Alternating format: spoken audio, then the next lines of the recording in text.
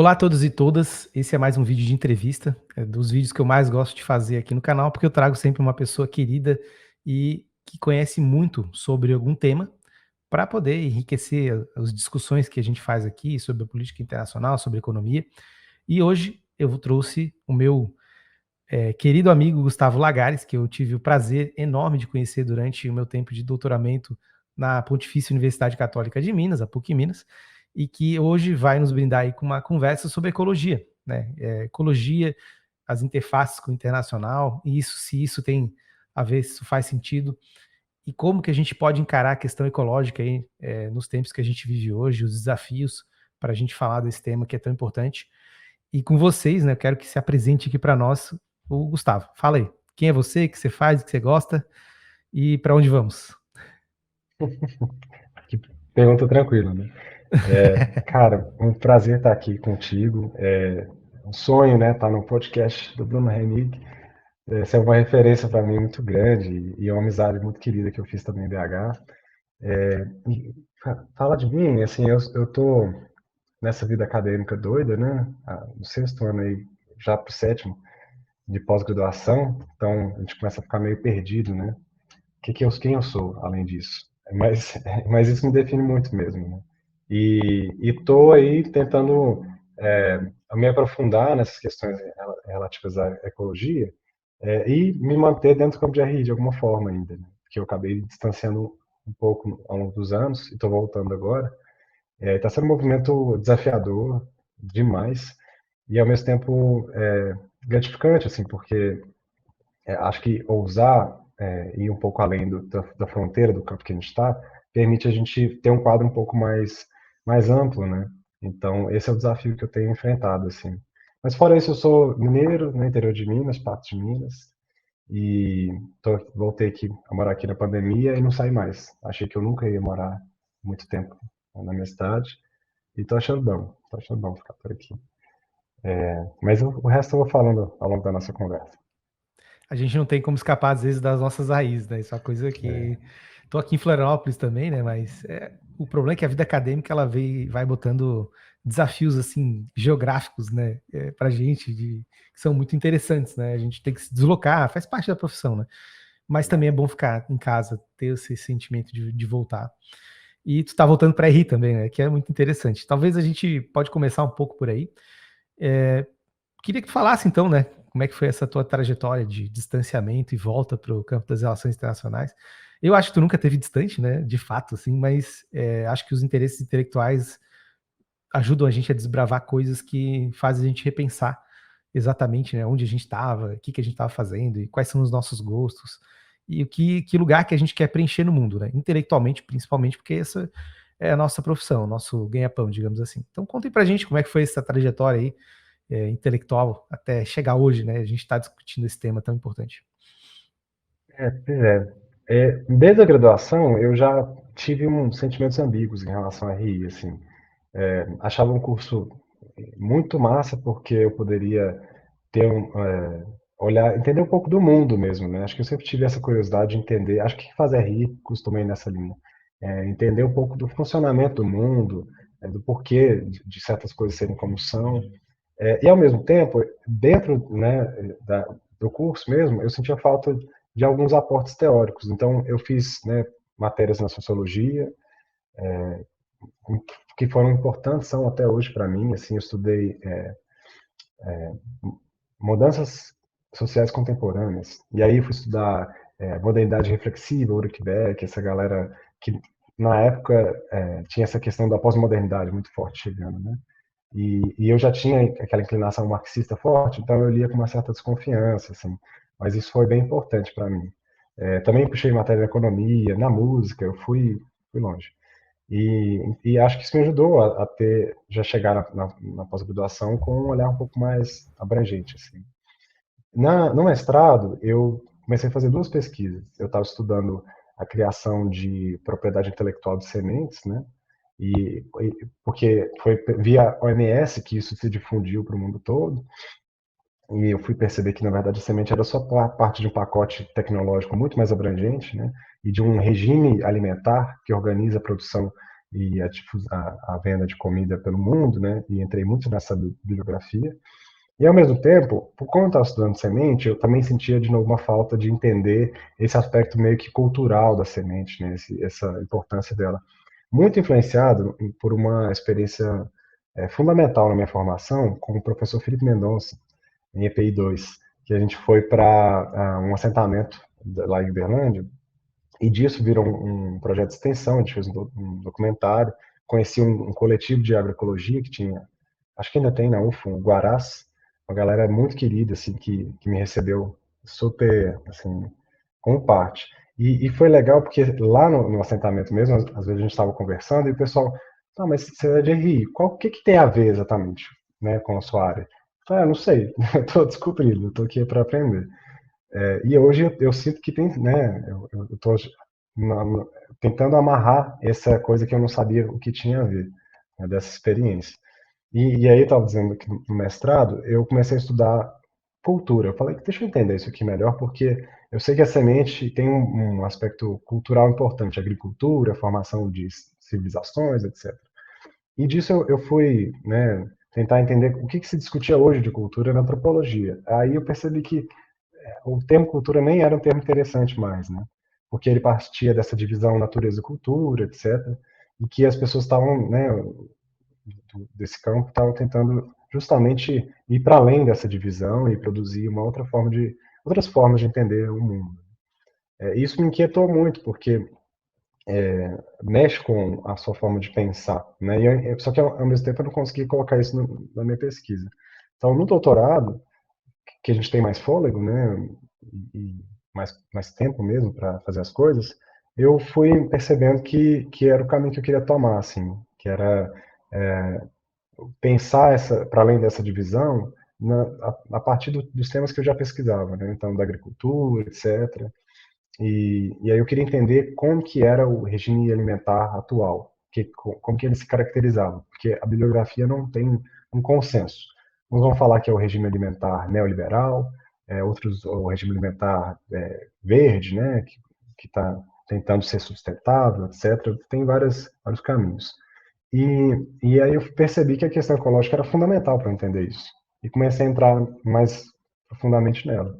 E nunca mais saí, né? O regime alimentar não coube mais na pesquisa. E desde então, eu estou dedicado a isso. É um caminho sem volta, assim, quando a gente entende, né,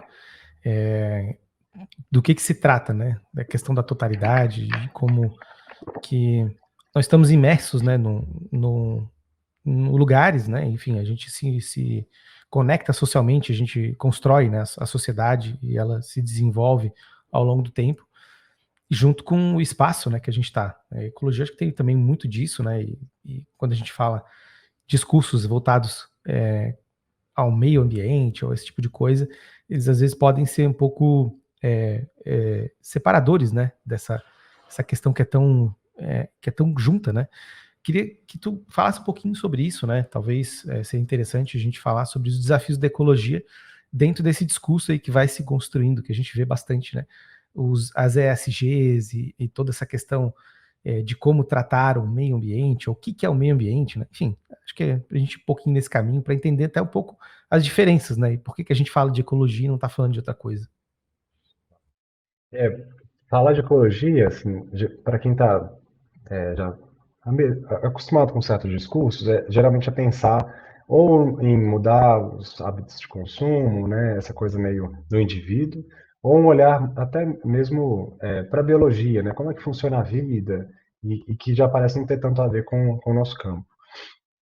Para mim, como eu foquei muito nessa questão da divisão natureza-cultura, né, acabou se tornando uma discussão mais filosófica. Então, embora eu tenha vindo da EPI, né, eu acabei mergulhando na questão teórica mesmo, ontológica, e também influenciado por uma experiência que eu tive lá em BH, onde a gente foi um dia ver a Lilia Schwartz falar no Palácio das Artes. Enfim, e aí, tomando um cafezinho lá, conversando com uma moça, tava o Ayrton Krenak. Ele ainda nem era uma celebridade, assim, talvez como ele já é hoje, né? Mas já conhecido. E eu lembro de me aproximar dele e falar, Ailton, obrigado por tudo que você já nos ensinou e tal. E ele senta aí, vamos conversar. E acabei ficando um tempo. E foi muito bacana porque ele focou nisso. Eu já estava com isso na cabeça. Ele falou: olha, essa divisão é um grande problema. Enquanto a gente está preso nesses conceitos, a gente não consegue pensar melhor, né? Não consegue sair dessa caixinha que a modernidade colocou para a gente. Então, foi nessa direção que eu comecei a mergulhar, assim. De forma mais prática, né? Eu acho que tudo começou para mim a mudar de percepção quando eu fui estudar o funcionamento do planeta, assim. Eu vi uma série chamada One Strange Rock, tem o Will Smith apresentando e tal, mas é basicamente sobre teoria de Gaia, sem falar de Gaia. Eles têm uma linguagem mais científica, assim, embora a teoria de Gaia seja uma teoria científica, com seus Com certeza contornos é um ali. conhecimento valiosíssimo, né? É porque ela ganhou muito, ela foi muito na linha das New Ages, né, das religiões de Nova Era e tal. O pessoal aderiu muito a esse termo, é um conceito que colou muito para eles. O próprio Lovelock, que é o autor, né, proponente, junto com a Lynn Margulis, ele deu um pouco de pano para a manga nesse sentido, mas porque ele é um provocador também.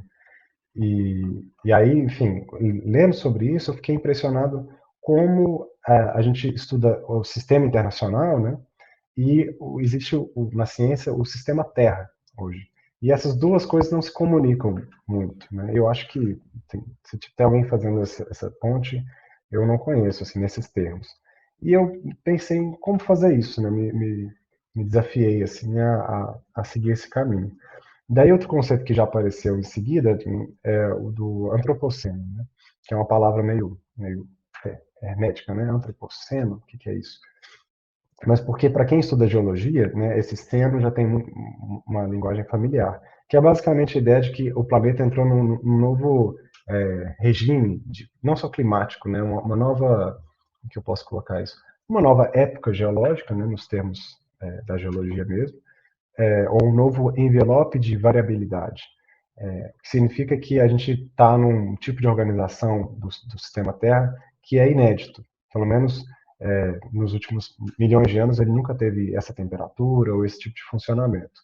E a gente então se despediu do Holoceno, que é o período logo anterior, em que é um período importante porque é nele que as civilizações, né, a agricultura, muito do que a gente pensa no passado da humanidade, embora a gente tenha pelo menos 300 mil anos como Homo sapiens, mas é nesse período curto que a maioria das coisas que a gente pensa do nosso passado aconteceram, né? E também é um período em que a natureza, né, essa ideia da paisagem, ela era relativamente constante. Ele é um período muito fora da curva mesmo, porque ele, quando você pega os gráficos, ele é estranhamente constante. E hoje existe mesmo uma discussão se essa constância já não é resultado de emissões muito menores, mas significativas de gás carbônico, que foram porque o planeta estava numa tendência de resfriamento, né? Ele deveria estar resfriando levemente ao longo de milhares de anos até que a gente entrasse numa nova época do gelo. E aí isso teria sido impedido por essa emissão, pela ação antrópica mesmo, e a gente manteve uma estabilidade ali que foi excelente do ponto de vista do nosso desenvolvimento, né? Então, dizer que o Holoceno acabou e que a gente está entrando num novo regime climático, etc., significa que essa natureza que era constante, relativamente estável, né, que a gente poderia confiar nisso, que ela já não existe mais. Então, também é o fim de uma certa noção do que é o mundo, daquilo que a gente acha sempre familiar, né?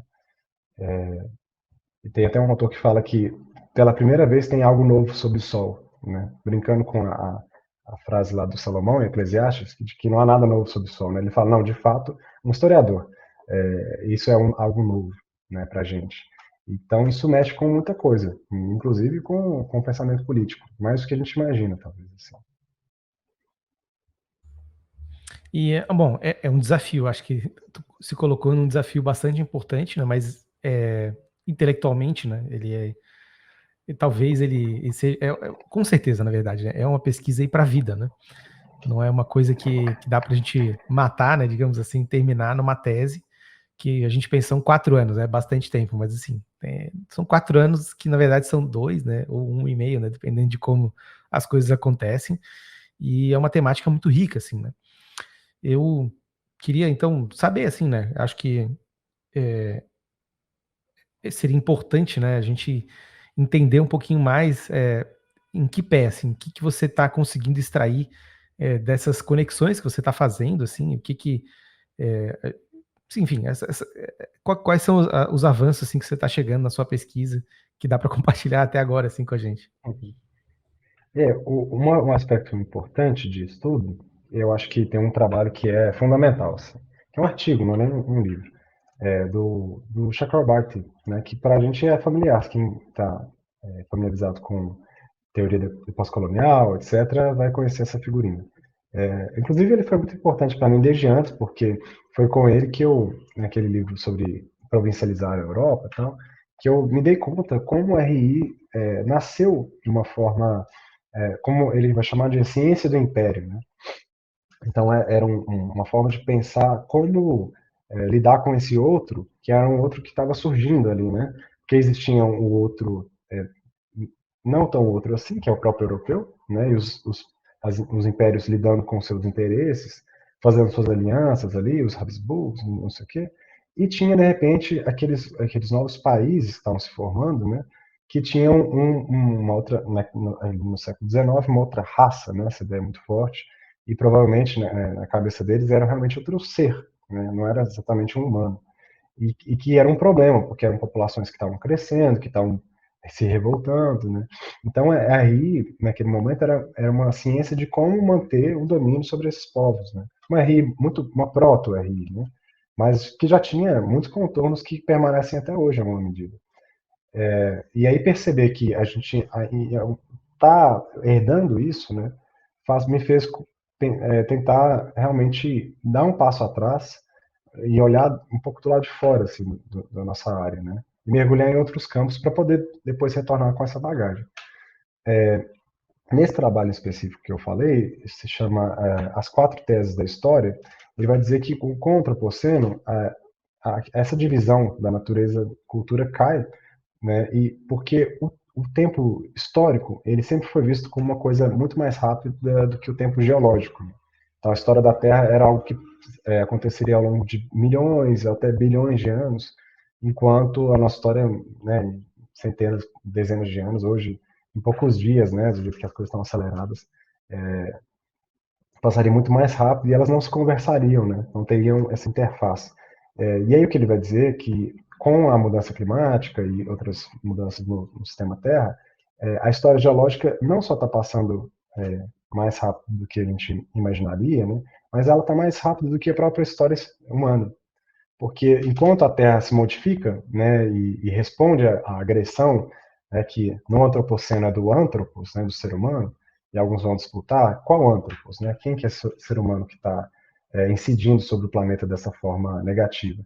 Mas enquanto a Terra reage, as próprias instituições humanas, né, mais que humanas, do sistema internacional, que não fala por todos os seres humanos, com certeza, a gente tem muitos povos que não reconhecem isso como a forma legítima de representação de todo mundo, mas não consegue dar uma resposta no tempo necessário, na velocidade e na intensidade necessária para a gente poder mitigar esse processo todo. Né? Então, a trajetória de mudança climática ela não mudou nos últimos anos. Pelo contrário, se ela mudou é só porque ela se intensificou numa direção muito ruim. Né? E não só a mudança climática, a taxa de perda de espécies, né? Que a gente está se aproximando do que o pessoal chama de a sexta extinção em massa, mas também a eutrofização de corpos d'água, que aí tem a ver com o ciclo de nitrogênio, do fósforo, é basicamente uso excessivo de fertilizante na agricultura, né?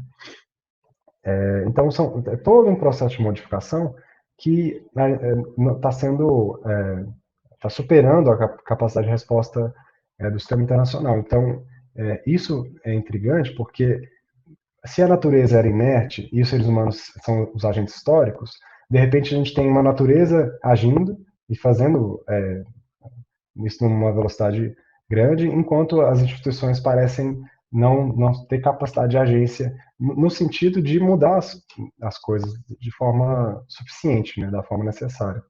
Então, é um pouco esse é o ponto de partida, né, do meu trabalho, assim.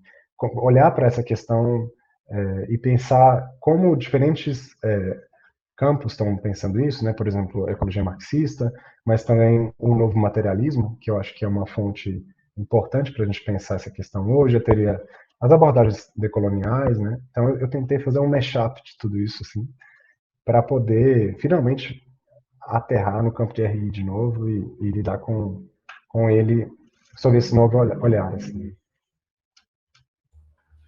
Não, então até vale agora, né?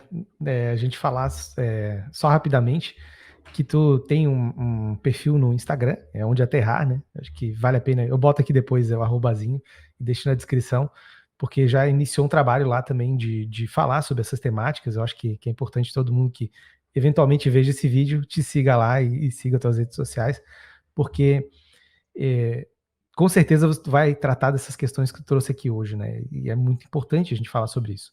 Claro que aqui a gente fica muito no internacional, mas como tu mesmo falou, acho que a tua trajetória é muito de olhar, sair, né? Você fala, eu sair das relações internacionais, que justamente não se via mais nesse lugar de observar as temáticas por aquele sistema de estados westfalianos, que na verdade eles foram separados para fazer uma organização da guerra, né? Na verdade, da guerra e do espólio da guerra, né? E isso não tem a ver com o que você quer falar, na medida em que, se a gente está se preocupando com o que está acontecendo com o planeta, né, com todos os efeitos climáticos que estão sendo sentidos agora, a gente vai procurar as origens disso, né? E as ferramentas que as relações internacionais nos dão, até mesmo para falar das dinâmicas de negociação, aquela coisa mais hermética, assim, né? Acordo de Paris, ou qualquer outra iniciativa que tente colocar todo mundo no mesmo num nível democrático das instituições, da liberdade, né, do liberalismo, isso tem falhado sucessivamente, até para resolver essas questões mais, digamos assim, prosaicas, né, do cotidiano dos internacionalistas, né, que não são nada prosaicas, mas enfim, você precisa entender de onde vem isso, né? Eu acho que o valor grande é a gente entrar nesse tipo de questão, né?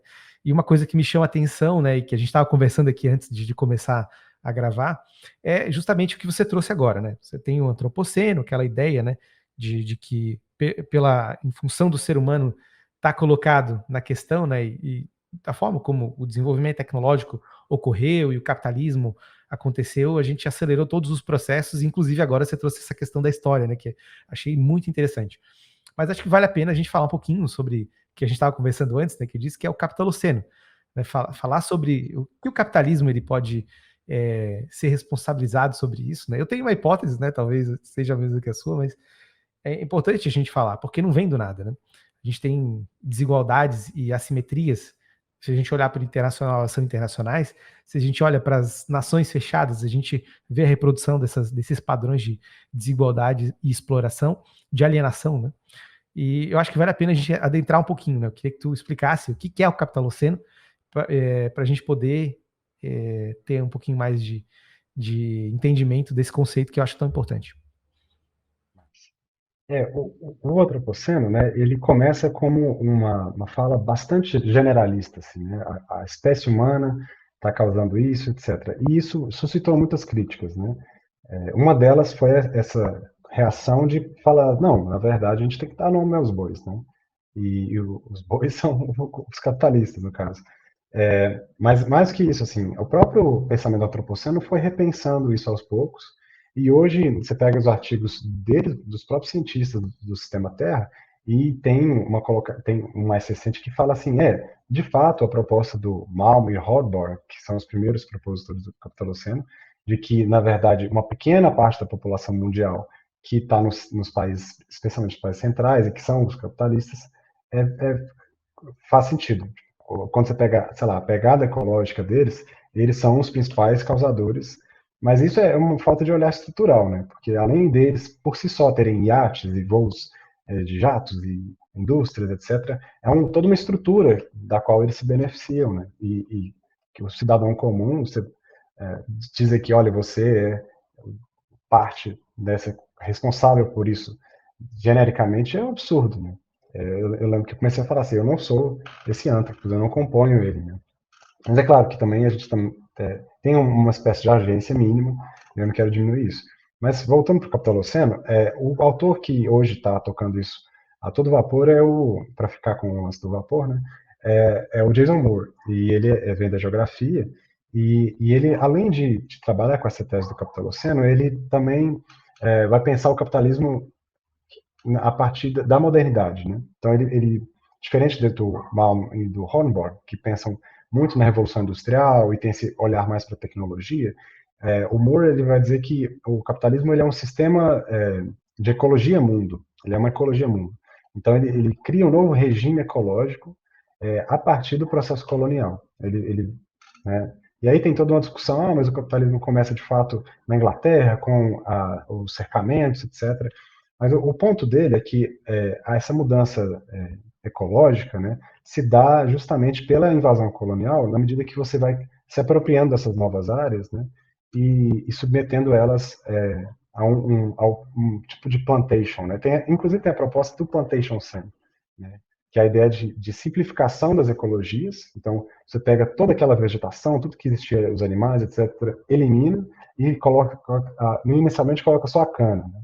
Depois isso vai se multiplicando para outras áreas, para não só outras culturas, né, mas o plantation sendo a ideia de que própria mineração ou todo tipo de mercantilização da vida, né, de aspectos, de coisas que não são mercadoria naturalmente, né, para ficar com essa palavra, são, vão gerar isso, né, eles vão ter que diminuir a diversidade para poder ter um grande cultivo, geralmente né, com um trabalho explorado, não só escravo, mas com muita exploração, e a consequência disso vai ser uma desestabilização do próprio sistema Terra.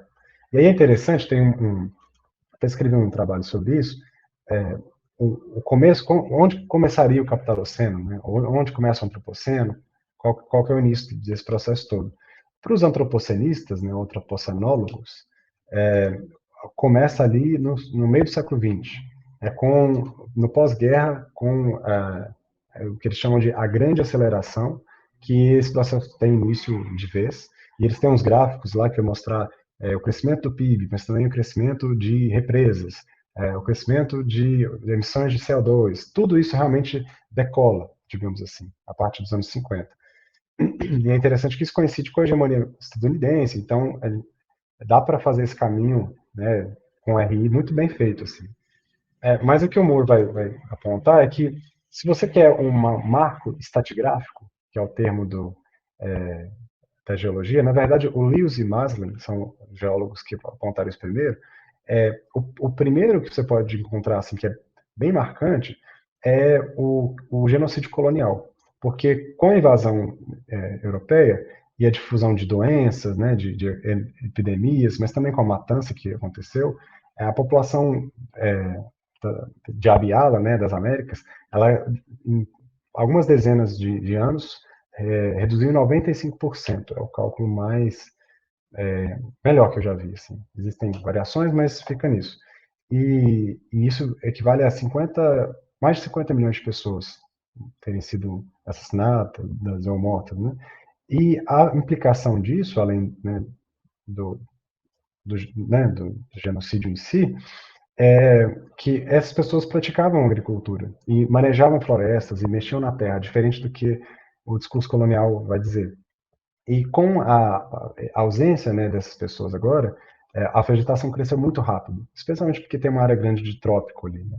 E isso reduziu a concentração de CO2 em 0,15 de ppm, e de modo que diminuiu a temperatura do planeta, especialmente no norte, durante alguns anos. E é o mesmo período né, da pequena era do gelo na Europa, que aí tem aqueles quadros, tudo nevando, né, aquele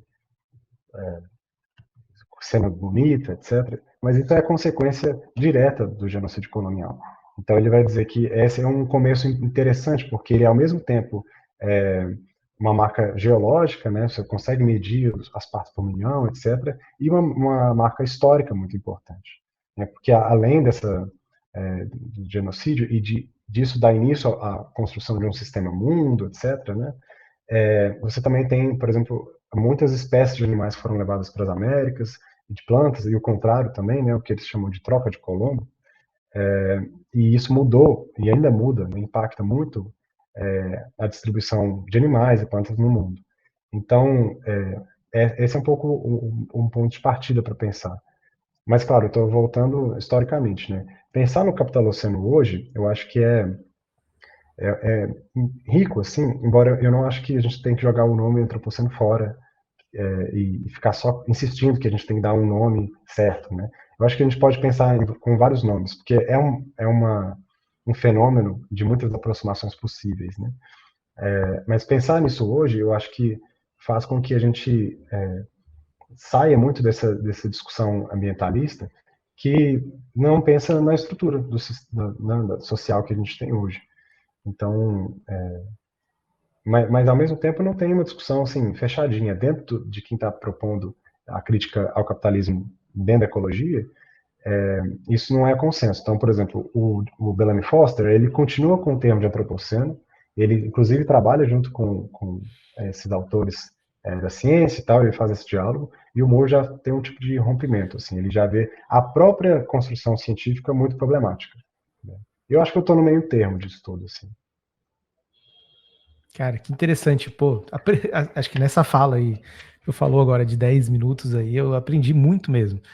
Eu acho que interessante, né, muito do debate que vai ser colocado, né, a gente pega mais a superfície, né, entre a dicotomia, né, teórica entre o ambientalismo, a ecologia, mas já pensando na questão do capitalismo, né, é que nessa reconstrução histórica que você colocou, surge a questão realmente dessa ampliação do espaço geográfico e econômico, né, de uma maneira muito grande, né, e os efeitos que isso já vai causando desde aquela época, né. E, claro, é a intervenção do homem, mas não é só a intervenção do homem, ele operando em uma escala que é de acúmulo de capital, né. Isso é importante destacar. Quando a gente você falou de plantation, né, de sistemas de plantação, e depois falou do pequena era do gelo na Europa, as coisas estão, obviamente, interligadas. No primeiro momento, é fornecimento de alimento, né? Num lugar que tem muito frio, as condições para a produção de grãos elas vão ser deterioradas, né? E precisa dessa conexão, interface, né? Nesse momento histórico, a gente está falando ali do capitalismo mais mercantil, né? Um capitalismo muito mais voltado para exploração comercial, e depois no século XVII e XVIII, principalmente, é o capitalismo industrial, né? Que daí já a coisa muda de figura. Tem diferenças, eu acho que entre o Bellamy Foster, o Koizumi, né? Isso a gente já tinha conversado até em outro momento, né? Mas que são visões ali sobre o capitalismo que, na minha visão, elas são divergentes em alguns pontos, né? Mas o que eu queria trazer aqui para a gente conversar vai no sentido da gente pensar que toda essa questão, né, ambiental, ela passa justamente pelo acúmulo de capital, pela necessidade da expansão de capital de maneira indefinida, né? Trazer o mercado consumidor dos continentes americano, né, principalmente a América do Sul, que a gente conhece hoje, é um movimento importante, né? Outras regiões do mundo também, mas o comércio ali, e a inserção que a gente fez no capitalismo, ela é uma inserção que já é moderna, subordinada e totalmente orientada para fora, né, para um tipo de interesse, né. E me parece, né, que claro, pensando aqui, né, a gente vai consumir, a gente entra no padrão de consumo, a gente replica esse padrão de consumo e necessariamente os efeitos colaterais dessa produção massificada e da acumulação de capital, elas vão prejudicar vai destruir biomas, vai fazer com que a emissão de gases de efeito estufa seja acelerada, né. E pegando, né, por essa perspectiva, a gente consegue identificar, claro, o capitalismo é um problema, isso tudo, né, a gente pode chegar nessa conclusão, né? Mas colocando assim na perspectiva de conscientização e de o que fazer, né? O ambientalismo tem um problema que pode ser identificado, que é a questão de fazer, de querer fazer, de traçar metas, de traçar objetivos e não tocar nessas questões, né? Que tem um certo apelo, né, muito mais para a esquerda, muito mais para a crítica, né, e o ambientalismo ele acaba que vai na onda muito mais mainstream, muito mais dos concertos das nações, né, de como se não houvesse assimetria nesse sentido, né. Mas, efetivamente, para as coisas acontecerem, precisa ter um certo grau de coordenação, né, mas resta saber sobre quais bases isso vai acontecer e que problemas a gente vai atacar. E será que são os problemas certos? Será que são os problemas errados? E a minha pergunta, né, depois dessa longa introdução, é a seguinte: existe dentro do debate da ecologia, na tua visão, né, e pensando numa parte mais aplicada, assim, formas da gente fazer uma intervenção que consiga superar o debate ambiental que está colocado aí? É uma pergunta difícil, sei, mas assim, só para a gente pensar em termos de estamos numa disputa política também, né? A gente tem isso está colocado, né? E cada vez que a gente pensa, né, em figuras como, por exemplo, a Marina Silva aqui no Brasil, não que ela seja do marxismo, ecologia marxista, né? Ela não é nem perto disso, mas ela é tida como tal, assim, né? Como uma comunista, como se ela tivesse um pecado original, né? Então isso atravanca muito o debate, né? E pensando, né, nos termos que eu coloquei, como é que você vê isso? Como é que a ecologia pode nos ajudar? Esse debate ecológico, esse debate sobre as questões, as raízes dessas questões que levam a gente a ter esses problemas de hoje, o que, que a gente pode pensar em termos de conscientização e talvez até políticas públicas nesse sentido? Eu pensei em fazer ainda permanecer com a ecologia marxista por um momento, mas para te responder também. Pensando no Foster, né, que vai encontrar no Marx, né, o site é uma medida também, já uma consciência ecológica, digamos assim, muito forte. O que ele vai apontar, que o Marx já estava comentando ali no século XIX, é que essa tendência, né, que você bem apontou, da expansão capitalista, né, cada vez para novas dimensões da realidade, ela chega num limite, né, numa contradição fundamental. O Marx ele estudou muito os químicos da época, a galera, o próprio Darwin, né? Então ele a partir de um certo momento entrou muito na ciência natural, principalmente já mais velho. Mas esse pensamento dele foi pouco divulgado, né, pouco conhecido no século XX. Então, o que ele apontava é que, por exemplo, a relação entre o campo e a cidade, ela produzia uma contradição fundamental no capitalismo, que a indústria, quer dizer, a produção agrícola capitalista, ela era cheia de cada vez mais inputs, né? Então você tinha que buscar guano do Peru, você tinha que, enfim, achar uma forma de repor os nutrientes do solo, porque a produção era sempre muito acelerada, então ela não respeitava esse processo da vida, né? De restauração do solo, de certa temporalidade, e isso, ao mesmo tempo, levava alimentos para a cidade, e a cidade, ao invés de, por exemplo, o esterco, no caso, o esgoto mesmo das pessoas, né, mas também dos animais, ao invés de ir para a terra, como tradicionalmente se fazia, ele era eliminado, ia para os rios, etc. Então, além do próprio problema da poluição, você quebrava o ciclo, né, o que ele vai chamar de uma ruptura metabólica, né, entre campo e cidade. E essa ruptura metabólica, o Foster vai argumentar, ela se expandiu para outros campos, né? Então, hoje a gente teria uma espécie de ruptura metabólica a nível planetário, e especialmente com o Ian Angus também entra muito nisso. Ele tem um livro que chama Capitalismo Fóssil, né? Com a Revolução Industrial e mais para frente com esse uso disseminado de petróleo. Então, esse é um ponto importante. Enquanto a gente não lida com essa ruptura metabólica, né, não tem, na minha visão, não tem acordo possível, não tem capacidade de cooperação, etc., que seja suficiente. Né? E aí a tentativa, então, é de capturar carbono, né, de fazer uma transição energética, etc. O que não está acontecendo, assim, muito pouco. Quando a gente pega, por exemplo, a energia renovável está mais barata hoje, muito mais barata, de fato. Mas a expansão dela não limitou a expansão de combustíveis fósseis. O que a gente teve, na verdade, é mais energia no sistema, né, mais produção de energia, para poder incidir ainda mais no meio. Então, ao invés disso estar sendo uma transição, o que tem é um acúmulo, né? E tem um livro muito interessante, chama O Choque do Antropoceno, do Bonel e do Fressos, são dois franceses, historiadores. E eles vão dizer que nunca houve transições energéticas, o que teve foi um acúmulo de energia. Tipo, as pessoas não pararam de usar lenha porque tinha um motor a vapor, né? Elas continuaram, e depois com o petróleo as coisas foram só se expandindo, né? E eles são bem céticos em relação a uma transição energética, na medida que você continua tendo a demanda de expansão de capital, e com mais energia no sistema você vai produzir mais, no final das contas, né? Em algum país você pode ver, tipo, sei lá, na Alemanha, né, essa transição acontecer, mas a custo disso não acontecer em outros lugares, aquilo vão aumentar. Então, esse é o primeiro ponto. Mas, para além da própria ruptura metabólica, e aí já é mais o Jason Moore que vai entrar, a própria noção de natureza é problemática, porque ela instaura um lugar que é um objeto, né?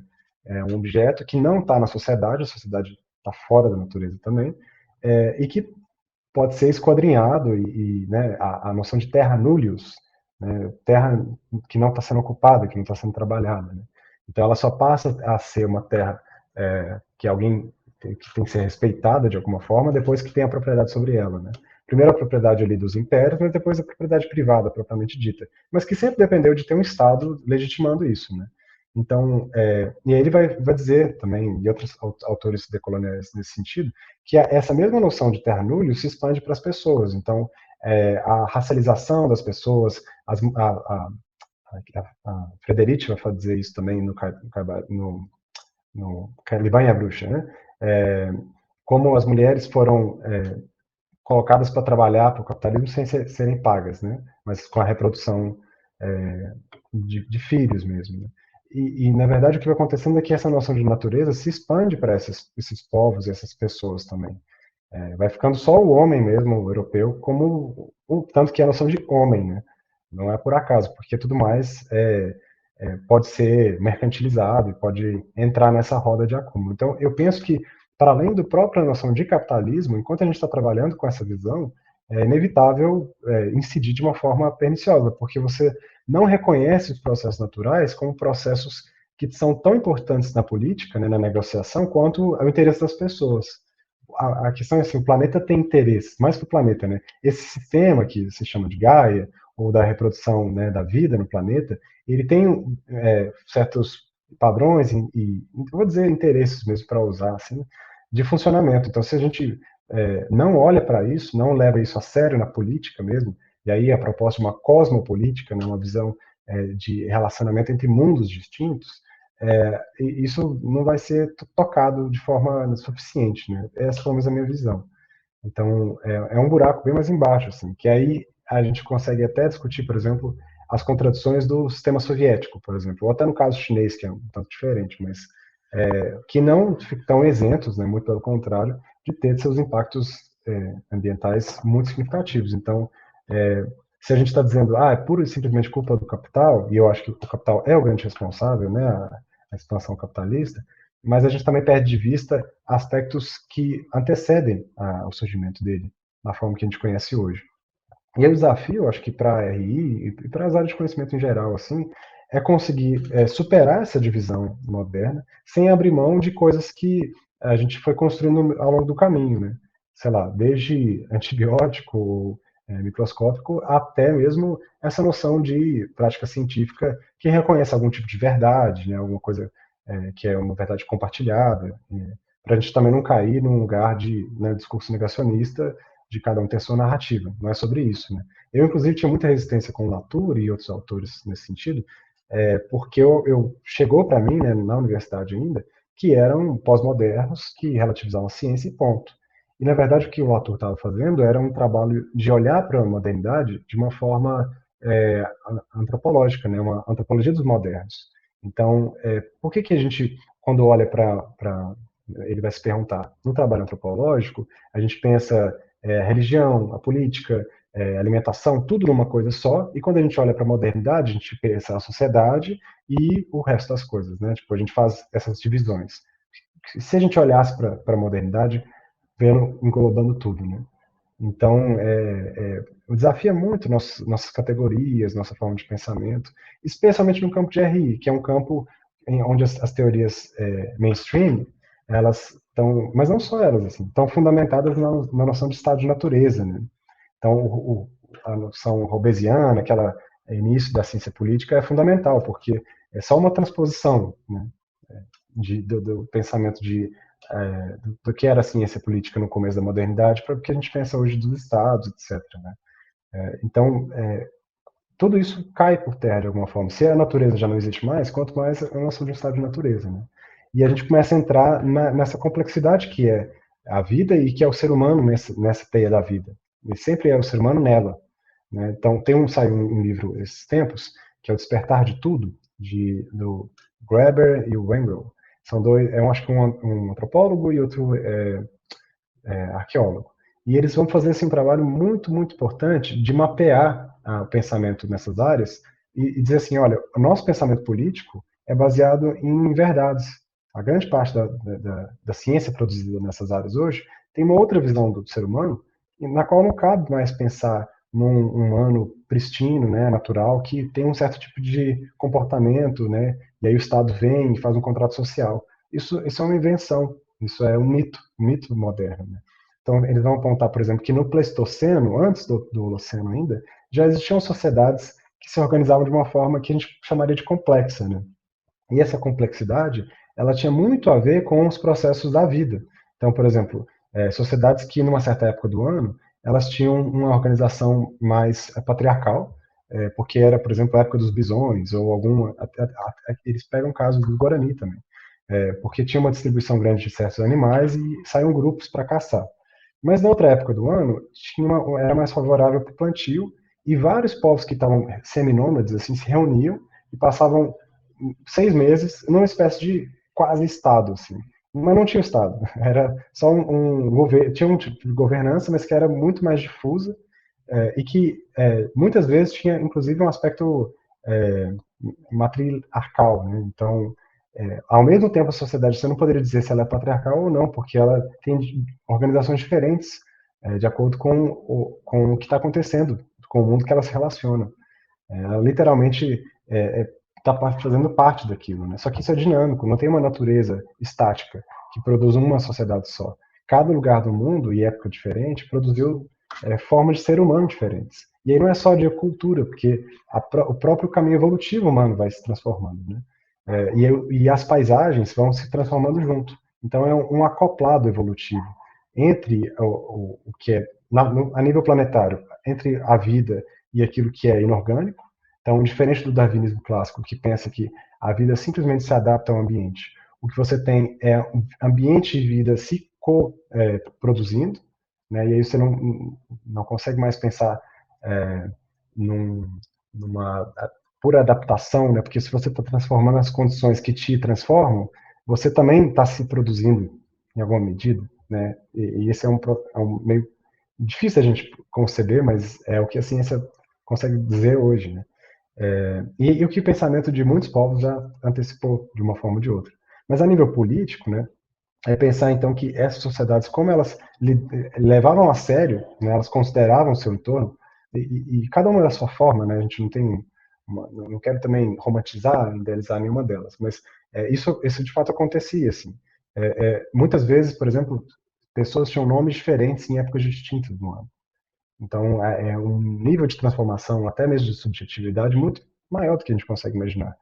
E o que eu acho que a gente se meteu é num tipo de limitação de imaginação, de palavras. A gente não consegue muito olhar para esse mundo para além de recursos naturais, né, ser sustentável para preservar o ambiente, quando na verdade a gente está necessariamente afetando as coisas do nosso entorno. A questão é qual é a forma de afetação, né? Como que a gente pensa isso? Qual o propósito disso? E aí o desafio é tentar, já agora tentando te responder, né, sobre o que fazer hoje, como a gente consegue caminhar. Eu penso que existe né, um desafio muito grande, que é entender a nossa parte nisso, sem cair no individualismo também, numa coisa de pôr só no indivíduo. Então, ao mesmo tempo, pressionar o Estado e essas estruturas que eu acho que elas estão necessariamente fadadas a produzir destruição das nossas condições de vida, né? Não abrir mão disso, mas sem achar que elas vão conseguir produzir algum tipo de transformação, né? Que nem o próprio Foster, ele ainda pensa na revolução, tomar o Estado, e aí a gente consegue finalmente produzir uma sociedade que os trabalhadores, como Marx vai dizer, vão organizar a produção e a vida de uma forma racional, né? E, portanto, que não seja destrutiva. Eu não consigo acreditar nesse caminho mais, assim. Eu acho que a gente precisa produzir também em condições de vida no chão, né, no aqui e agora, que consigam não depender tanto mais desse sistema, até para que a gente possa pressioná-lo de fato, porque enquanto a gente está pressionando o Estado, mas depende dele, ou do mercado, da forma que ele está, a gente fica com as mãos atadas, né? Então, acho que o problema do ambientalismo é uma certa inocência em relação a essas estruturas que ele está pressionando, ou está tentando fazer parte, né? Só que o desafio é muito grande, porque a política na modernidade ela é muito sobre ter um representante que vai fazer alguma coisa, né? Ou conseguir ter alguém que vai lá e faça por você. E eu acho que isso não é possível mais. Não, na verdade, nunca foi, né? Com esses poderes, sempre vai ser muito limitado. Então, é um desafio tremendo e que a gente vai ter que enfrentar em algum momento, né? É difícil, assim, um rol prescritivo de coisas a fazer para atuar politicamente, né? Acho que vale mais sempre a reflexão, né, do lugar que a gente está, das transformações que a sociedade, né, tal qual as estruturas que ela apresenta, ela provoca, né? E o que a gente vai fazer em relação a isso, né? Acho que eu também tenho um acordo nesse sentido, mas eu tenho também outra dúvida que me suscitou aí da conversa que a gente está tendo, que é em relação à tecnologia, assim, né? Você falou de energia, né? E como, na verdade, nunca houve mudanças energéticas e apenas apropriações, aliás, tecnologias que vão se somando a outras formas de produção de energia, né? Assim, eu entendo o argumento, acho que é bem válido, mas assim, efetivamente, essas mudanças energéticas, elas transformaram a forma como a gente se relaciona com o mundo, né? E provocaram mudanças, efetivamente, né? Elas estão transformadoras nesse sentido, mas não em termos de superar o velho, né? O velho nunca deixou de existir. Mas em relação à tecnologia, assim, você acha que a gente pode, talvez, lidar com os problemas que a gente mesmo criou enquanto sociedade, né? Através do aumento ou da expansão, do aprofundamento do uso das tecnologias? Ou você acha que não é bem por aí o caminho? Você acha que a tecnologia talvez esteja muito associada à questão, de fato, da expansão do capital, da acumulação do capital, e a gente teria que pensar por um outro caminho, assim? Eu acho que esse é um desafio, assim, né? Eu queria ouvir de ti, assim, o que você pensa sobre esse específico, né? Dado que a gente falou sobre um monte de coisa, né? E talvez essa questão da tecnologia seja importante pontuar. É, eu tô aqui pensando que essa é uma conversa que eu vou chegar na tecnologia, mas que desafia muito a gente, porque, em última instância, faz a gente repensar o nosso lugar na sociedade, onde a gente vive, de fato, né? E isso é uma coisa que aconteceu comigo, assim, ao longo da pesquisa, de me perceber tanto quase que num processo depressivo mesmo, assim, em algum momento. E eu falo isso sempre graças a muita elaboração, assim, em algumas conversas e tal, eu me sinto bem melhor. Mas porque a gente chega parece que num muro, né? Num ponto meio que, não, então não tem o que fazer, ou é um desafio que, sabe, esse tipo de lugar. E eu não quero inspirar isso em ninguém também.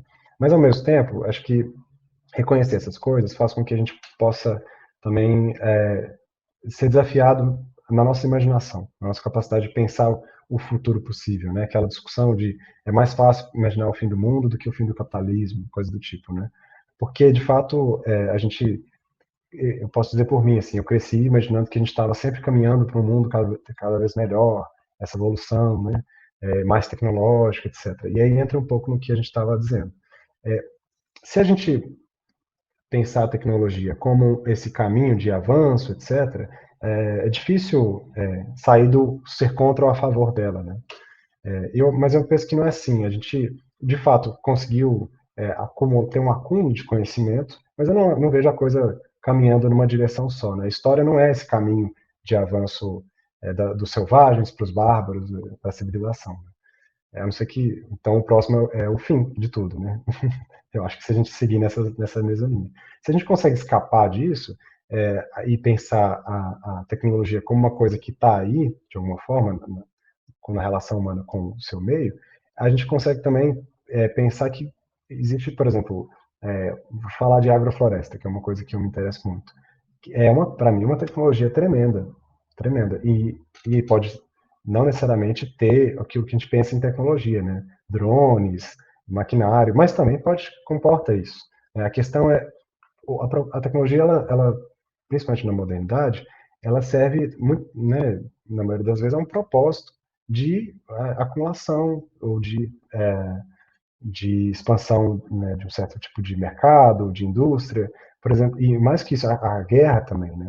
Então, os agrotóxicos, por exemplo, surgiram para desenvolvimento de armas químicas, é, especialmente pelos nazistas, né? O Zyklon B, que é o agrotóxico usado contra, né, as populações judias e ciganas, homossexuais, etc., no Holocausto, era um agrotóxico.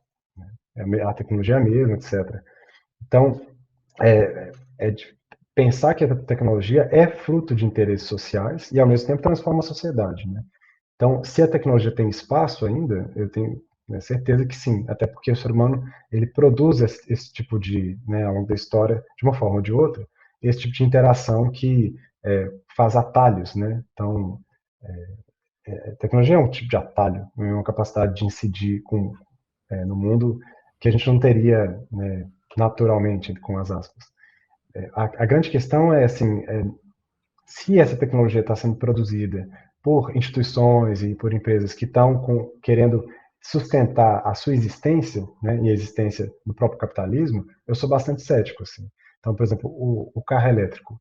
Ter um carro movido a energia elétrica em si é interessante? Eu acho que é. Mas a produção na escala global e para substituir todo o plantel de carros que a gente tem hoje, né, talvez produzir ainda mais carros do que se produziria em outra situação, eu já sou bastante cético em relação a isso, a esse processo como um todo, não a tecnologia em si.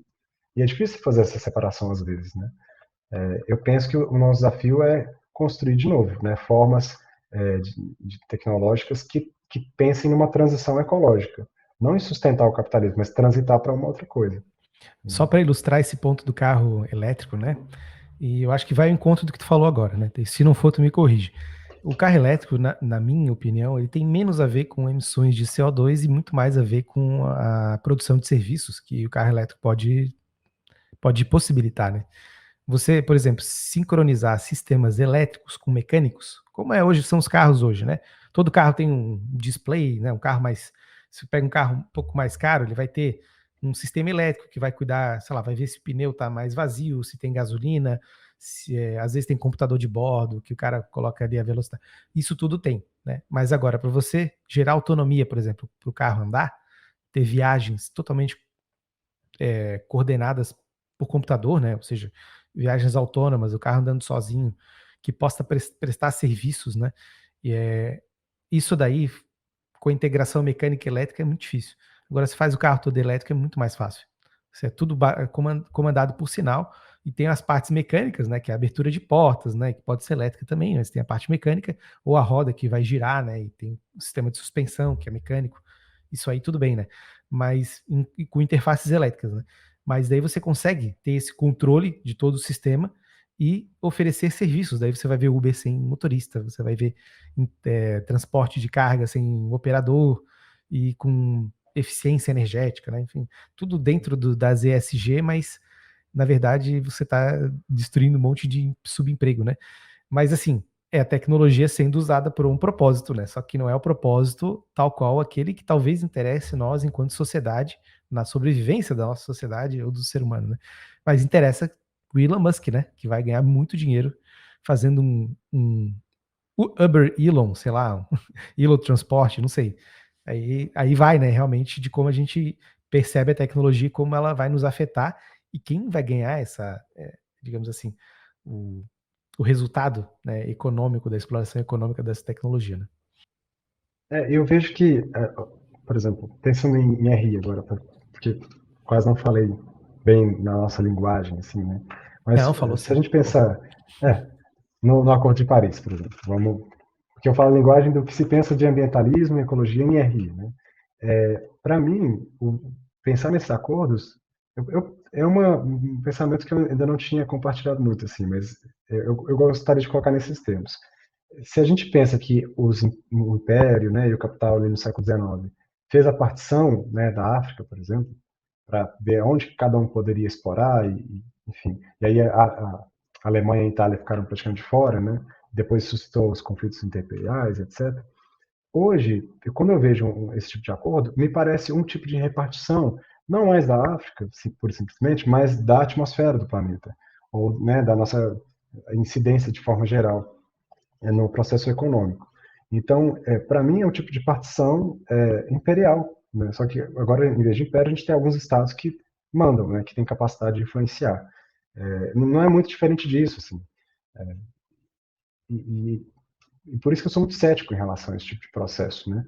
Aí alguns vão dizer, os estados têm que abrir mão da sua soberania, uma parte dela, né, fazer concessões, etc. É, mas isso não acontece, porque está na natureza dele, né? É uma instituição que, por si só, se ela faz isso, ela está minando as próprias bases, né? Então, eu sou muito cético mesmo assim, em relação a esse tipo de reforma pontual e chegar nesses consensos internacionais. Porque o que eu percebo mesmo é que a gente está numa trajetória, né, que alguns vão dizer, esqueci o nome do autor agora, mas de um capitalismo autofágico, né? Também saiu um livro esses dias, Capitalismo Canibal, que é mesmo ir comendo o próprio corpo para poder continuar existindo, né? Então, essa coisa de a expansão de mercado de carbono, essas tecnologias renováveis, né, nos termos em que elas estão se dando, é, não se distancia muito desse avanço neoliberal, por exemplo, sobre a nossa subjetividade. Então, as redes sociais, etc. Isso foi até uma conclusão que eu tive conversando com alguns amigos que estudam esse tema, né?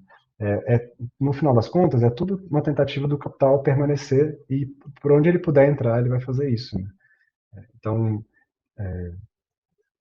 o desafio mesmo é conseguir olhar para além disso, né? Acho que não esperar dessas mesmas estruturas que produziram o problema algum tipo de solução e conseguir olhar para, enfim, eu acho que o acontecimento mais importante não está em Paris, não tá, por mais que tenha sua importância, não quero também tipo, falar que a gente tem que parar de olhar para isso, mas eu acho que, por exemplo, a construção de autonomia nos territórios, né, que é desde os zapatistas, mas aqui, até aqui no Brasil esse movimento forte hoje, por exemplo, a Teia dos Povos, né, o que ela tem feito, que é unindo povos indígenas, quilombolas, com outro movimento sem terra, etc., muito mais interessante do ponto de vista de produzir alternativas né, de estar no mundo do que pensar em...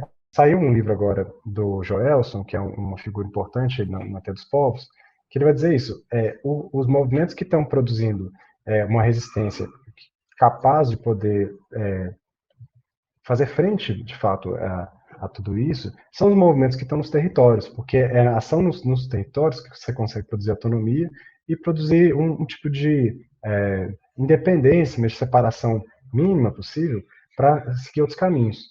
E aí, onde é que fica a RI em tudo isso, né? Se a RI no século XIX era a ciência do império, antes disso já existia ainda uma coisa mais proto, né, de RI, que nasce junto com a antropologia. E a antropologia tem um início muito parecido, porque essa noção de você estudar o outro, entender o outro, né, para poder se relacionar com ele, tem muito a ver com RI ainda, né? Os diplomatas têm que conhecer o país onde eles estão, muito bem, falar o idioma deles, né? Fazer essa tradução, né? Então, eu acho que a RI, e isso tem a ver com a minha pesquisa hoje, assim, ela pode sobreviver e continuar com talvez produzir uma importância nova mesmo no campo, na medida em que ela consegue continuar olhando para o internacional da forma que ele é, entendendo que ele é um mundo possível e é um mundo que está aí hegemônico, né, com todas as suas contradições, mas também olhar para esses outros mundos, né, para esses espaços nesses territórios que estão sendo produzidos, à margem, né, e contra a tendência, como sementes de mundos que a gente quer viver, mundos em que é possível viver e morrer dignamente, né? Então, fazer essa tradução entre os campos talvez seja um trabalho que cabe no internacionalista, né? Ele conseguir se aproximar dessa origem antropológica e se distanciar cada vez mais desse lugar da ciência do império, né? Que hoje a gente poderia traduzir em termos de governança, né? De solucionar os problemas quanto antes para poder dar prosseguimento no sistema que a gente tem hoje, né? Então, acho que esse é um pouco do lugar que eu me encontro, né? De se pensar mesmo como nesse lugar de tradução, né? Ou de diplomacia entre mundos, né? E não simplesmente eu, mas assim, acho que o campo como um todo poderia ser sair do internacional pura e simplesmente, né? Não excluí-lo, mas e pensar numa relação entre mundos, né? Uma relação e relações intermundiais. Talvez seria um caminho possível. Agora sou eu que está fechado. Agora eu deixei o microfone fechado. Mas, cara, interessante demais. Eu quero já deixar o convite aqui para outras vezes a gente fazer mais conversas. Eu acho que é pouco tempo, né, para falar de tanta coisa, e é um tema que ele tem as suas transversalidades assim muito bem colocadas, né? E vai abarcar temas que fogem das relações internacionais, com certeza, que voltam para ela, né? Porque a gente está num mundo que nós nos conectamos, né, com outros países, enfim, e os problemas surgem também nesse âmbito. E as soluções, não sei se elas são compartilhadas. Eu tenho minhas dúvidas muito. Talvez o compartilhamento dos problemas ele seja uma faceta, né? E a solução talvez não seja daí, mas é uma questão para a gente pensar mesmo. Mas eu queria te agradecer, né, imensamente por ter aceitado, né? O convite já está feito aqui para a gente voltar a falar sobre outras temáticas. Acho que colocaram o Brasil, né, como um papel de guardião da floresta, né? Tipo uma coisa meio encantada assim no sistema internacional. Porque quando se refere ao Brasil, o Brasil é aquele pessoal lá que o meio ambiente, né, não sei o quê, tem a Amazônia, né, então ganha esse status, assim, né, como uma coisa meio mágica, né, e eu quero falar contigo sobre isso, né, em outros momentos, porque vai ter situações em que a gente vai se deparar com o nosso presidente tendo que falar sobre esses temas, né. Às vezes ele vai lá e fala sobre a necessidade dos países terem que dar dinheiro para o Brasil para solucionar o problema, né, do meio ambiente, né, que é bem colocado assim. Então, vamos ter que falar sobre isso, eu acho que não tem como fugir, né. Mas assim, hoje eu acho que eu aprendi demais contigo, tem muita coisa ainda sobre esses temas, né, que a gente vai poder falar adiante, mas eu queria te agradecer demais, pelo tempo, pela disposição e pela amizade. Cara, a alegria é tremenda. Tem algum tempo que a gente está querendo fazer isso acontecer, né? Eu estou muito feliz de ter dado certo hoje e já animado para as próximas conversas. Foi um tanto desafiador para mim estar falando aqui, porque por um certo tempo essas ideias, né, que são um tanto fora do tradicional, me inquietavam no sentido de pensar que não caberiam no IRI, né? Mas acho que o desafio é justamente esse, assim, conseguir fazer uma tradução desses termos para o campo que a gente está, que é o campo que eu permaneço e que eu pretendo continuar. E talvez, se eu sentir que eu não cabia nele mais, é porque precisava de dar uma alargada nas fronteiras dele, né? Então, essa é um pouco da minha proposta. Enfim, gratidão e a gente vai seguir nessa conversa, com certeza. Bom, era isso, pessoal. Queria agradecer aí para quem assistiu até agora. Essa conversa, acho que quem está vendo no YouTube pode depois ver no Spotify, vai estar no formato podcast, como todas as entrevistas que eu faço aqui. Então, de novo, obrigado, Gustavo, e até a próxima. Um abraço e tchau.